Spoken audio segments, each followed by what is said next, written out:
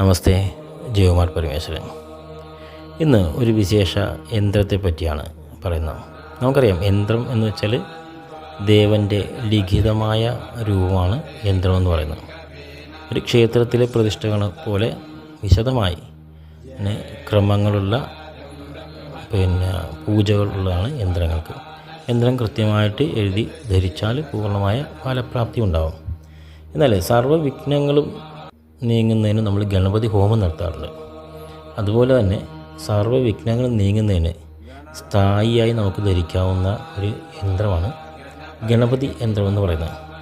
ഇത് ധരിക്കുന്നതുകൊണ്ട് വിഘ്നങ്ങൾ മാറും എന്നോടൊപ്പം തന്നെ ധനധാന്യ സമ്പർക്കം, ഐശ്വര്യവും വളരെയധികം വശ്യതയും ആകർഷണത്തുമൊക്കെ ഗണപതി യന്ത്രം ധരിക്കുന്നതുകൊണ്ട് ഉണ്ടാവും. എല്ലാ ആൾക്കാർക്കും ധരിക്കാവുന്ന ഒരു യന്ത്രവും കൂടെ ആണ് ഗണപതി യന്ത്രം എന്ന് പറയുന്നത്. നന്ദി, നമസ്തേ.